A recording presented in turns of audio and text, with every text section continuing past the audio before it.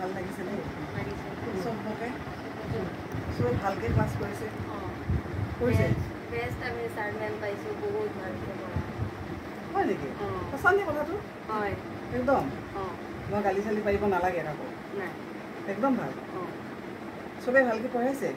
homework দিছেনে দিছে ক্লাছত ভালকে দেখাইছে সদায়ে দেখায় সদায় দেখায় তোমালোকে প্ৰশ্ন সুধিছানে নাই সুধিছা ঠিক আছে সেইটো ভাল কথা ন আৰু অসমীয়া পঢ়িছা নাই অসমীয়া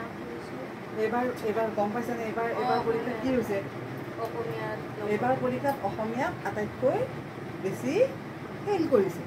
কিয় ফেইল কৰিছে কাৰণ অসমীয়া ভালকৈ নপঢ়ে ভাবে যে অসমীয়াটো সহজ হয়নে অসমীয়া সহজ বুলি ভাবে কাৰণ চবে অসমীয়া কথা কৈ থাকে কিন্তু অসমীয়া কথা কোৱা আৰু লিখাৰ মাজত কি আছে আৰু এটা কথা কোৱাচোন তুমি যেতিয়া ছাৰ বাইদেউ নাথাকে ক্লাছত কিবা কাৰণত ছাৰ বাইদেউ ছুটি লৈছে মইতো ছুটি দিব লাগিব তেতিয়া ধৰা কিবা কাৰণত তোমাৰ ক্লাছত ছাৰ বা মেম যোৱা নাই তোমালোকে কি কৰিলা ক্লাছটো মেম আমি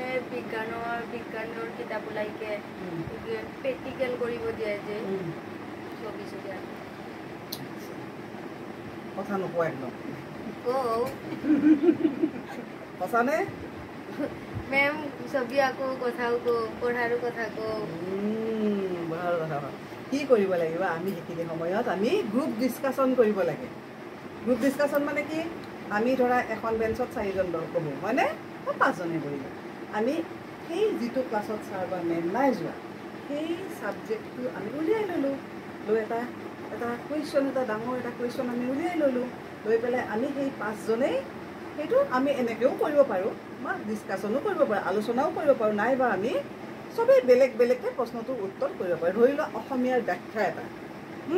যে আমি 5জনে যদি 5টা বেলেগ বেলেগকৈ কৰোঁ 5টা ব্ৰেইনে বেলেগকৈ কাম কৰিব হয়নে আৰু তেতিয়া কি হ'ব পিছত আমি যেতিয়া লিখা হ'ব চবৰে তেতিয়া আমি গোটেইকেইটা লগ লগাই পেলাই আমি এটা কৰিলোঁ এটা কৰিলে এটাতো নতুন বস্তু হৈ গ'ল এইটোতো নোটছতো নাথাকে হয়নে নহয় নিজে লিখিব তেতিয়া কি হ'ব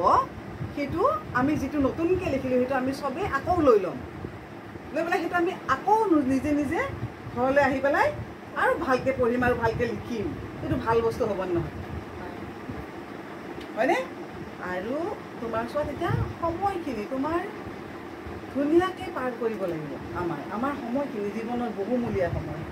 হয়নে এইখিনি আৰু ঘূৰি নাহে গতিকে তোমালোকে কেতিয়াও নাভাবিবা যে ছাৰ বা মেম নাই আমি এতিয়া খুব উৎপাত কৰিব লাগে হয়নে আমি কি কৰিব লাগিব বাঁহীৰ যে ফুটাটো আছে দেখিছা বাঁহীৰ ফুটা আছে নাই বাঁহী দেখিছা নাই তাতে